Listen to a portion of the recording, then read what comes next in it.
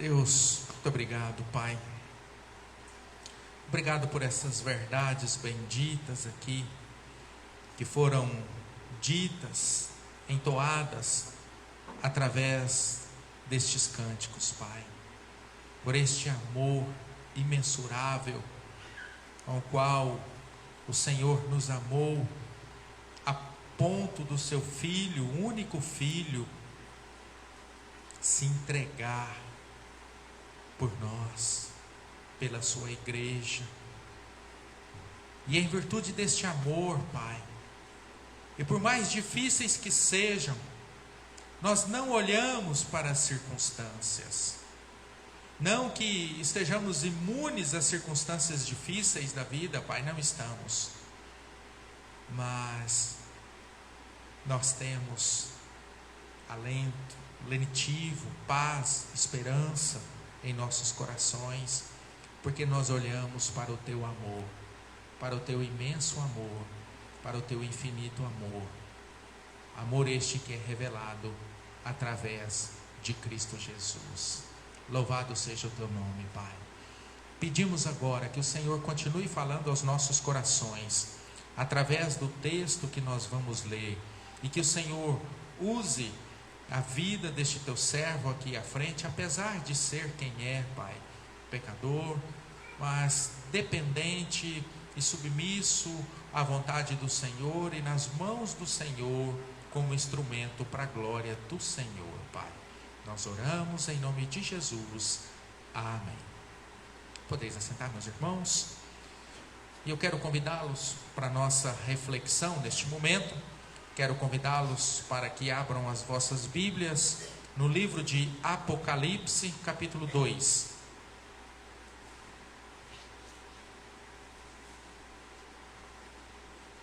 Apocalipse, capítulo 2.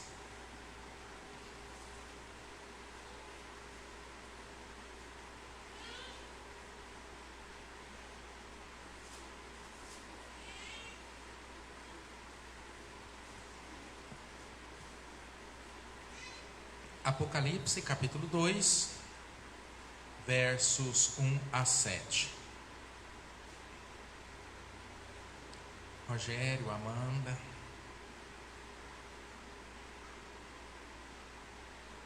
O que eu falo? Apocalipse, capítulo 2, versos 1 a 7. Todos encontraram? Amém? Irmãos, boa noite, bem-vindos. Vamos iniciar o culto nessa noite.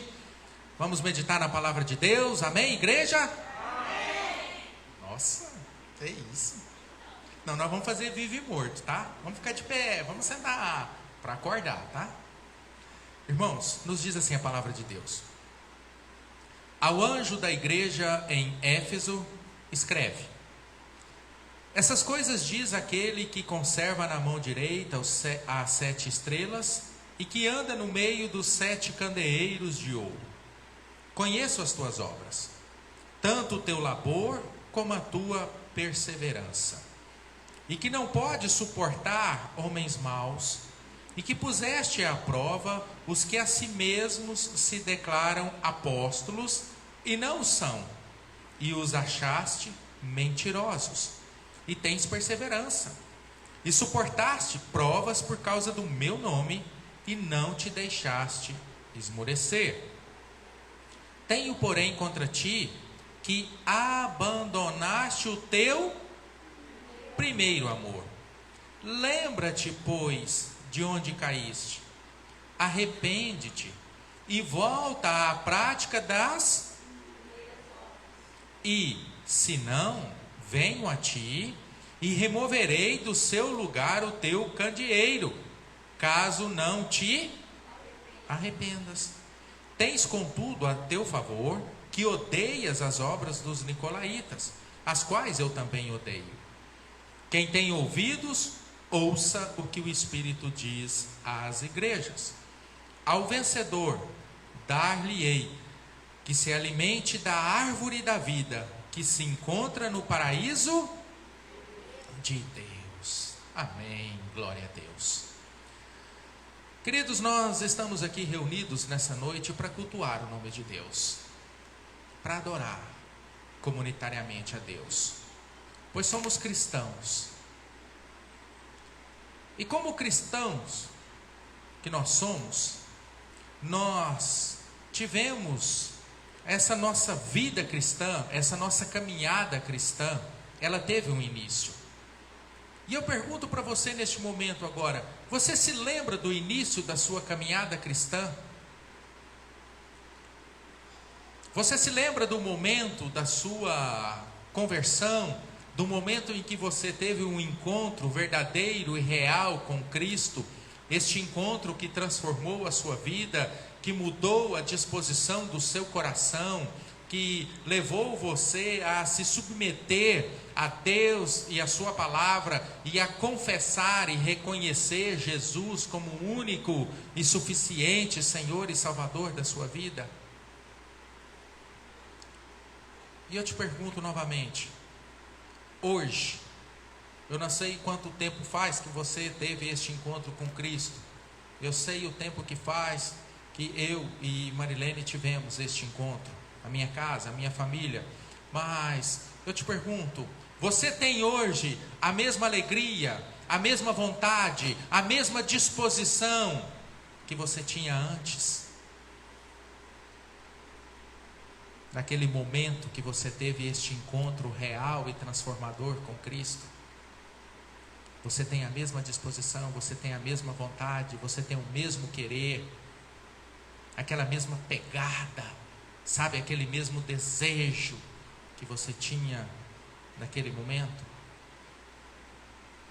E na vida de todo cristão, existe um momento em que Cristo, através do Espírito Santo, nos convence de que o caminho de Deus é o único e verdadeiro caminho. E este momento em que nós somos convencidos é aquilo que nós chamamos de primeiro e verdadeiro amor. É um momento, meus queridos, em que nós estamos fortemente interessados em servir a Deus, com disposição de envolver-se com a igreja, envolver-se com a causa de Cristo, envolver-se com a palavra de Deus. Nós temos aquela vontade, aquela boa vontade, aquela disposição, aquele querer, aquela motivação, aquela alegria, aquele entusiasmo, que às vezes parece que até vai saltar, vai pular e vai pegar fogo de tanta alegria, de tanto entusiasmo. A gente tem até que falar, oh glória, mas calma, vai mais devagar um pouco, sabe? É o primeiro amor. Mas hoje, infelizmente, muitas pessoas querem Cristo. Querem Cristo. Sim, infelizmente, pastor. Sim, infelizmente, porque querem Cristo, mas não querem a igreja. Isso é impossível. É impossível querer Cristo e não querer a igreja. Dizer que ama a Cristo e não ama a igreja. Porque a igreja é o corpo visível de Cristo na face da terra. Lê do engano pensar que a igreja é perfeita, porque a igreja é formada por gente, é formada por pessoas, e os problemas dessa igreja já começam na figura do pastor dessa igreja, porque ele é gente, porque ele é ser humano, ele sente fome, sente frio, sente sede, sente dor de cabeça, suscetível às mesmas enfermidades e necessidades que toda e qualquer pessoa. É gente. Então onde tem gente, tem problema. Onde tem gente, tem dificuldade. Mas a igreja de Cristo é formada por gente. Ninguém é igreja sozinha, porque a própria definição de igreja, nós vimos hoje pela manhã, ela significa comunidade, reunião, é um grupo de pessoas. Então ninguém é igreja sozinho. E a atenção de Cristo, o nosso Senhor e Salvador, ela está voltada para a sua noiva, para a sua igreja. E a igreja, meus irmãos, ela ocupa o centro da atenção de Cristo. Por amor, ele se entregou, humilhado foi, como uma flor cortada do jardim. Morreu por mim, morreu por nós. Morreu por quem? Pela igreja. E ressuscitou, subiu aos céus. E o inimigo foi expulso, o acusador foi expulso do céu. E hoje o Senhor está à destra de Deus Pai Todo-Poderoso, intercedendo por quem? Junto a Deus, intercedendo pela sua igreja. E o Espírito Santo, vimos hoje pela manhã, no Pentecostes, ele foi derramado sobre a igreja, o Paráclito, o Consolador. Por quê? Porque a igreja, ela ocupa o centro da atenção de Jesus. Cristo valoriza tanto a sua igreja, algo que nós, como membros deste corpo, deveríamos valorizar, deveríamos nos alegrarmos e sermos gratos a Deus pelo privilégio de fazermos parte deste corpo, não sendo dignos, mas o Senhor nos dá este privilégio de fazer parte deste corpo. E Cristo valoriza tanto a sua igreja, que ele se dá a conhecer no meio da igreja e não a parte dela. É a igreja quem revela Cristo. Cristo se faz conhecido através da igreja, através do testemunho do seu povo. E dito isso, meus irmãos, a título de introdução, eu quero considerar com os irmãos nessa noite em que nós celebramos a ceia do Senhor, algumas verdades muito importantes sobre o primeiro amor. E a primeira verdade: o primeiro amor, ele deve resistir ao tempo. Eu não sei quanto tempo faz que foi a sua conversão. Eu não sei quanto tempo faz que você serve a Cristo. Talvez 1 ano, 2 anos, 10, 20, 30. O que eu tenho de idade aqui, tem muitos irmãos aqui que têm de vida cristã. Mas eu digo que o primeiro amor, aquele amor quando nós temos o encontro com Cristo, que nos dá aquela motivação, aquela disposição, aquele entusiasmo, aquela alegria, este primeiro e verdadeiro amor, ele deve resistir ao tempo. Nós precisamos entender, e o texto de Apocalipse nos mostra isso, que Cristo não está apenas no meio da igreja, não simplesmente no meio da igreja, mas ele está andando, ele está em movimento, ele está em ação investigatória no meio da igreja. Ele sonda a igreja, e os seus olhos são como que chamas de fogo. Você pode ver isso no versículo 18 aqui do capítulo 2. E por sondar a igreja, por observar a igreja, Cristo sabe que existem muitos males que atacam a igreja. E um destes males nós podemos chamar de esfriamento. Esfriamento. Apatia, desânimo, falta de vontade, falta de disposição. Mas Cristo se apresenta para a igreja como o remédio para o seu mal. Nessas cartas aqui endereçadas às igrejas da Ásia, o Senhor revela os problemas dessa igreja e ele se coloca aqui como a solução desses problemas. E para Éfeso, o problema da igreja em Éfeso é que essa igreja havia perdido o seu primeiro amor. E Jesus se apresenta àquela igreja como alguém que está no meio da igreja, que anda no meio da igreja, segurando a liderança da igreja em suas mãos, agindo aqui como o supremo pastor, como o superior pastor, como o grande e verdadeiro pastor da igreja. E ele está dizendo aqui, nesta carta que nós lemos: eu vejo tudo, eu conheço tudo, eu sei tudo o que acontece no meio da minha igreja. Irmãos, e nós sabemos que o primeiro amor, ele pode esfriar. E quando isso acontece, quando o primeiro amor esfria, nós começamos a ceder. Nós cedemos aos apelos da carne, nós cedemos ao orgulho pessoal, nós cedemos à vaidade, enfim, nós cedemos ao pecado em si.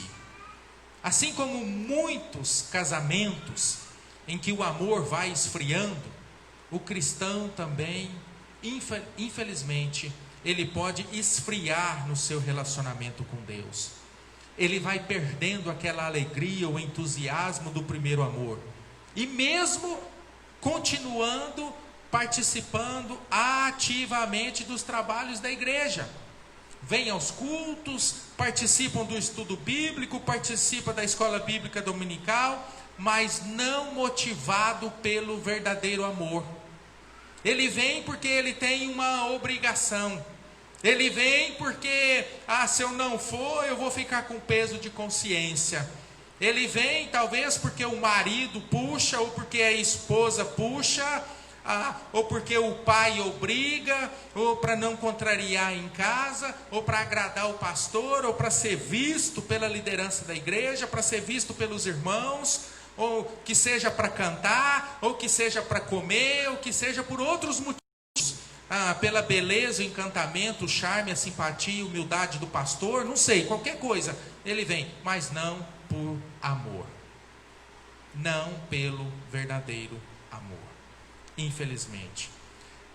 Igual a um casal, que com o passar do tempo diz, o amor esfriou, mas continuam vivendo como se estivesse tudo normal, vivendo um casamento ativo, bonitinho, como manda o figurino. Só que na verdade, este casamento não passa de aparência. É simplesmente aparência. Assim como o tempo não deve apagar o amor no casamento, porque o amor é o que traz tempero, o amor é o que dá sabor, o amor é que traz aquela alegria, aquele entusiasmo, aquela vontade. O tempo também não pode apagar o brilho do nosso trabalho na igreja, do nosso louvor, da nossa adoração, da nossa atenção à mensagem, à palavra de Deus, das nossas orações. Porque todas as ações cristãs, bem como o exercício de todos os dons e talentos que Deus nos deu, que são irrevogáveis, devem ser inspirados, motivados pelo amor. Por isso nós precisamos ter muita atenção para esse detalhe. Se com o passar do tempo, o tempo não está sendo uma influência ruim. Por quê? Porque o tempo, ele deve construir o amor e não apagar o amor. Por isso, o verdadeiro amor, o primeiro amor, ele deve resistir ao tempo. Mas nós aprendemos também uma segunda verdade aqui neste texto.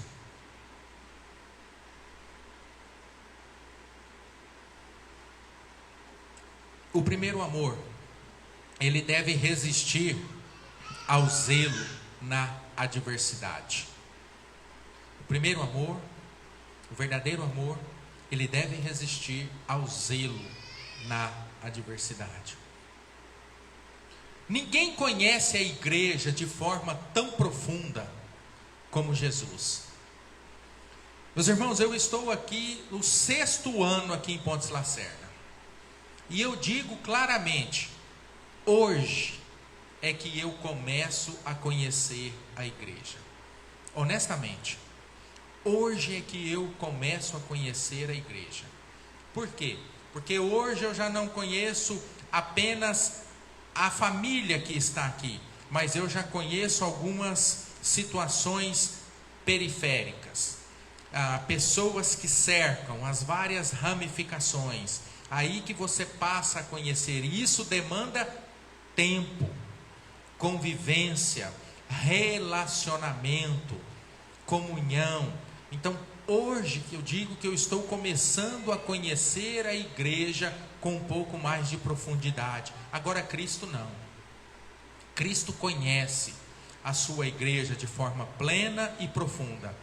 Ele conhece as obras da igreja. E ele sabe exatamente o que a sua igreja está enfrentando. Ele conhece as dificuldades, as lutas, os problemas, os desafios. E quando nós estudamos um pouco mais a respeito da igreja em Éfeso, ela era uma igreja ortodoxa, uma igreja fiel à palavra, ao ensino doutrinário, trabalhadora, fiel às provações, mas era uma igreja que perdeu a sua capacidade de amar a Jesus. Olha só, uma igreja fiel, uma igreja que trabalha, uma igreja disposta, mas uma igreja que perdeu a capacidade de amar a Jesus. A igreja em Éfeso era como uma esposa que não trai o marido, ou como um marido que não trai a esposa, mas também não lhe devota o verdadeiro amor.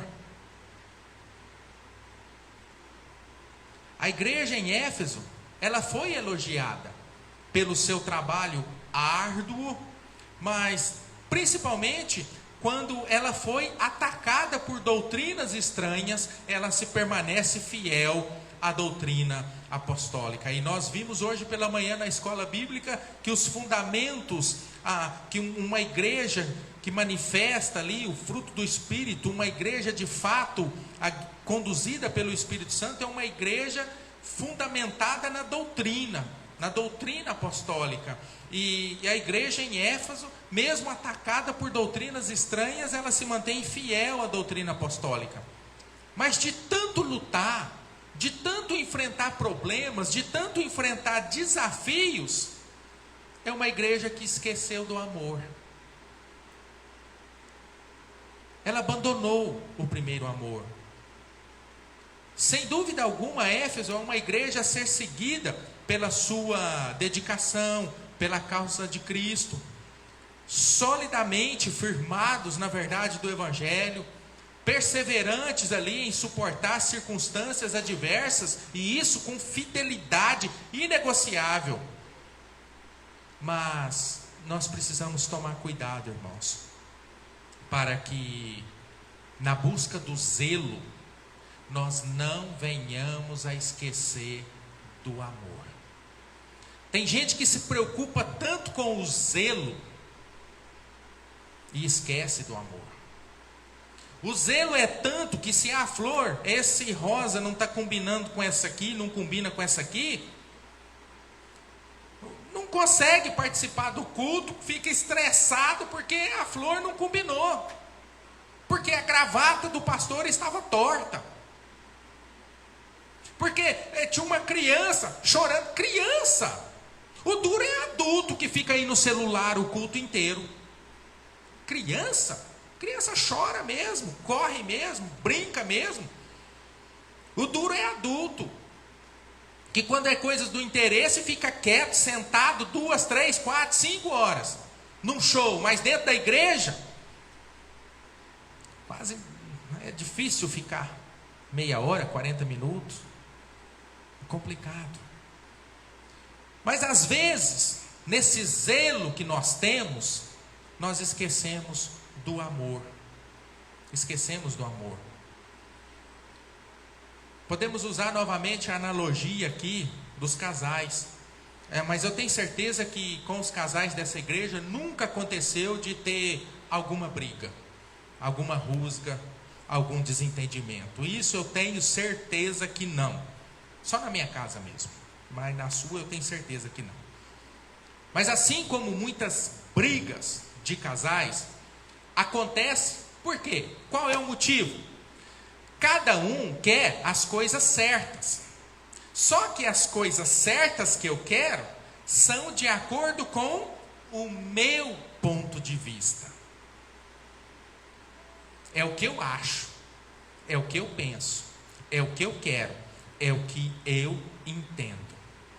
Então, na busca do zelo, ou seja, daquilo que eu acho que está correto, o que acontece? Começam as cobranças, aí essas cobranças passam para ironia, de ironia passa para uma certa grosseria, e o amor vai se desgastando cada vez mais. E isso pode acontecer também na igreja. Infelizmente, na adversidade, nós passamos a cuidar dos problemas e nós nos esquecemos das pessoas, nós nos esquecemos de Deus e nós nos focamos nos problemas. E esquecemos que a maior riqueza da igreja são as pessoas. Nós esquecemos que Cristo morreu, não foi por instituição. Cristo morreu, não foi por placa, não foi por denominação. Cristo morreu por pessoas. Na teologia reformada, nós entendemos que existem duas igrejas. Apenas duas. Triunfante, a igreja na glória, e militante. A igreja aqui na face da terra, que é formada por todos aqueles que foram salvos, que estão sendo salvos e que ainda serão salvos. E eles podem ser batistas, presbiterianos, metodistas, assembleanos, muitos ainda não foram convertidos, mas no devido tempo serão. É por estes que Cristo morreu, pela igreja. Mas às vezes nós estamos tão focados na solução dos problemas, tão focados assim, eu preciso trocar as cortinas da igreja, eu preciso trocar o teto da igreja, eu preciso mudar a fachada da igreja, eu preciso colocar um elevador da igreja, mas eu esqueço do meu irmão que está passando por dificuldade, eu esqueço da família que está passando por lutas, eu esqueço daqueles que estão enlutados, eu esqueço daqueles que estão enfermos.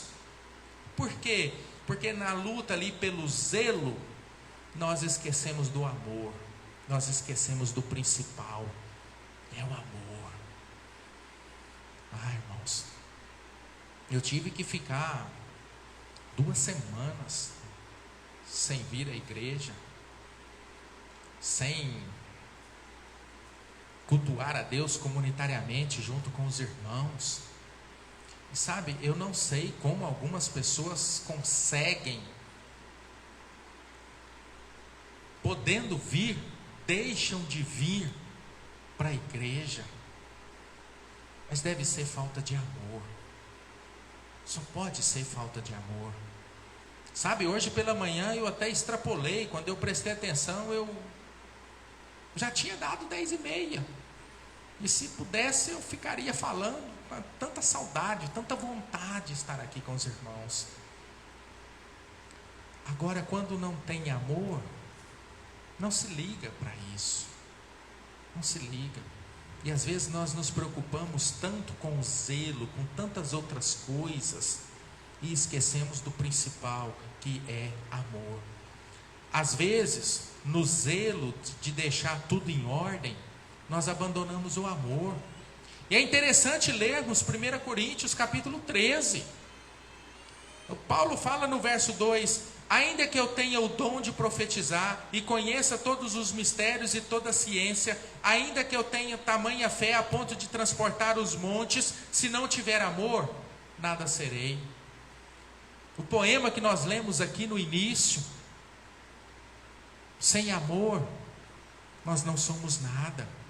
É preciso lembrar que sem amor, o zelo que nós temos, ele não passa de loucura. O trabalho e o zelo devem edificar a igreja e não ser instrumento de discórdia, disputa e afastamento do primeiro amor. E por fim, terceiro lugar,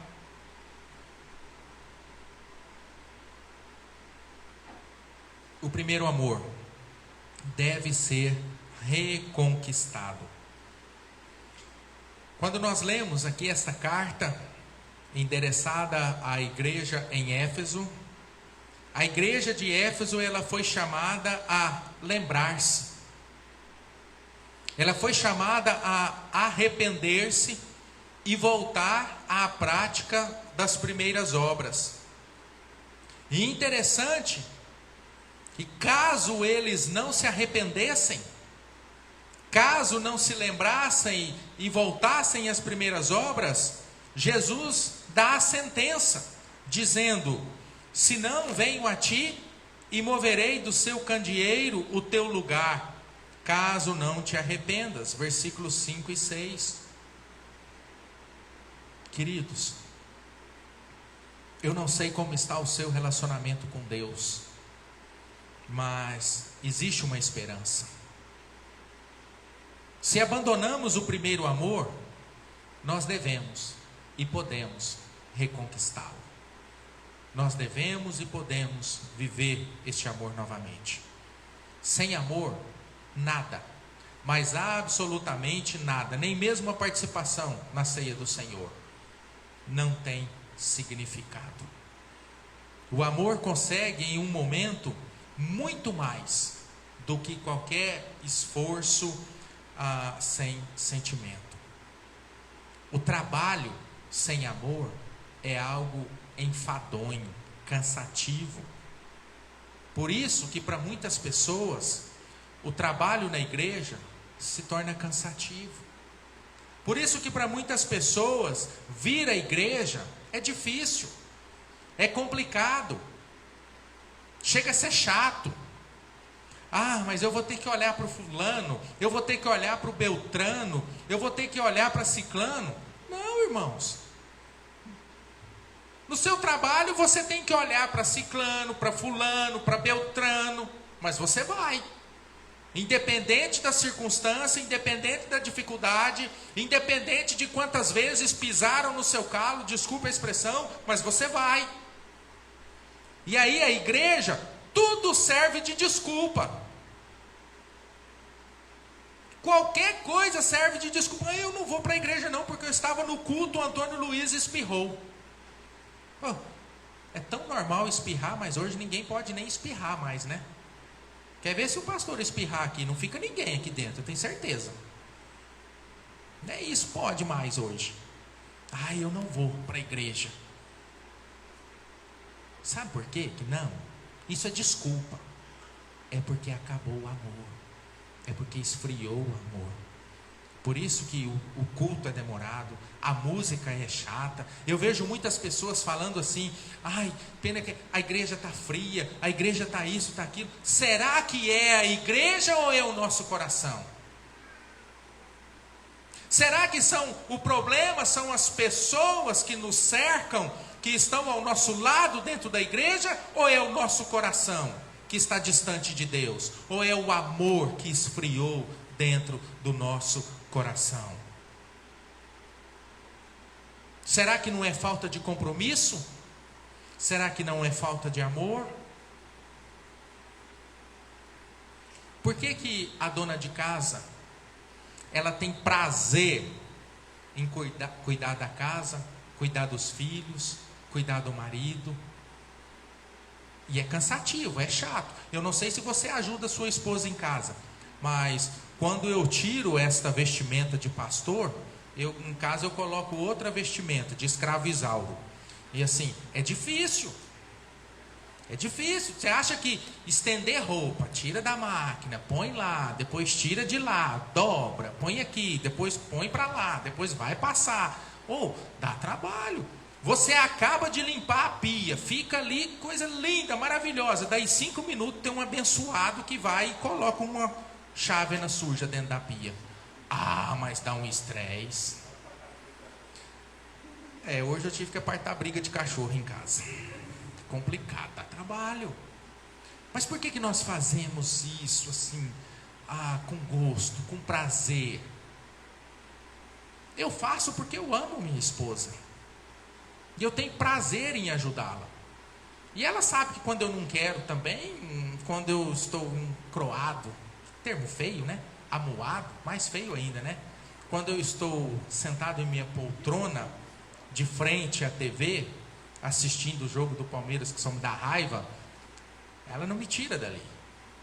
Mas aí quando eu quero, eu vou e faço. E às vezes ela, não, pode deixar que eu faço. Mas por que a gente faz? É por amor. Então quando nós temos amor, quando nós amamos, nós temos prazer em fazer, prazer em cuidar, prazer em ajudar, prazer em contribuir, prazer em estar juntos, prazer em ofertar, prazer em dizimar. Por quê? Porque eu tenho amor. Quando nós temos amor, nós nos firmamos na igreja, nós trabalhamos e nós experimentamos o resultado de todo o esforço, de todo o trabalho e de toda a nossa dedicação. E finalizando, meus irmãos, nós estamos hoje diante da mesa do Senhor, da ceia do Senhor, que nos traz à memória o que nós cantamos aqui, o sacrifício de Cristo. E este sacrifício de Cristo, ele foi para a remissão dos nossos pecados. João 3,16 diz: Deus amou o mundo de tal maneira que deu seu Filho unigênito, para que todo o que nele crê não pereça, mas tenha a vida eterna. Romanos 5,8: Mas Deus prova o seu próprio amor para conosco pelo fato de ter Cristo morrido por nós, sendo nós ainda pecadores. Deus amou e Deus provou esse amor de forma clara e inequívoca. Aqui está a prova deste amor, deste imensurável amor de Deus. E aí eu pergunto aos irmãos, a começar por mim: como está o nosso amor por Deus? Como está a nossa comunhão com Deus? Ah, pastor, estou frio, distante, estou sentindo um vazio. Arrepende-te, muda de ideia, muda de conduta, volta à prática das primeiras obras. Versículo 5: Lembra-te, pois, de onde caístes. Lembra de onde você caiu. Lembra de onde quando você se afastou. Arrepende e volta. Volta à prática das primeiras obras. Aquele amor, a alegria, o entusiasmo, a vontade, o querer. Sabe? Aquela vontade de estar na igreja. Sabemos que estamos vivendo uma realidade difícil, preocupante, que inspira cuidados. Sim, claro. Precisamos ter cuidado, precisamos ter uma precaução, porque não é brincadeira a realidade que nós estamos vivendo. Mas, irmãos, isso não pode ser desculpa, como muitos têm usado para não vir à igreja. Ah, eu não posso ir. Tudo bem, nós estamos transmitindo, fazendo live. Nem a live acompanha. Nós observamos que a maioria das pessoas que acompanham as lives não são os membros da igreja. São outras pessoas. Graças a Deus pelos que acompanham. Mas a grande maioria não são. E onde estão? O que estão fazendo neste momento? Momento de culto. Por isso, nós temos aqui a fala do Senhor Jesus: se não, venho a ti e moverei do seu lugar o teu candeeiro, caso não te arrependas. Volte a sua memória aos dias anteriores, aos primeiros planos de realização espiritual. Volte à prática do primeiro amor. Primeiro amor que resiste ao tempo, que resiste ao zelo na adversidade, e é o primeiro amor que pode e deve ser reconquistado. Assim como nós cantamos aqui, jura, por amor, sua vida entregou. Meu Senhor, humilhado foi, como a flor, machucada no jardim, morreu por mim, pensou em mim, me amou. Simplesmente me amou. E por amor, Ele se entregou por nós. João, e se entregou por nós. Como está o nosso amor por Deus? Como está a nossa vida com Deus? E o Senhor nos dá a oportunidade nesta noite. Lembra-te, pois, de onde caíste, arrepende-te e volta à prática das primeiras obras. É a oportunidade que o Senhor nos concede nesta noite. Vamos orar? Curva a sua cabeça, feche seus olhos. Senhor, nós louvamos e bendizemos o Teu nome, Pai. Agradecido, Senhor, pela Tua palavra, santa, bendita e poderosa palavra, Pai. Tua palavra que nos fala sobre o primeiro amor, Pai. O primeiro amor que deve resistir ao tempo, que deve resistir ao zelo na adversidade e que pode e deve ser reconquistado.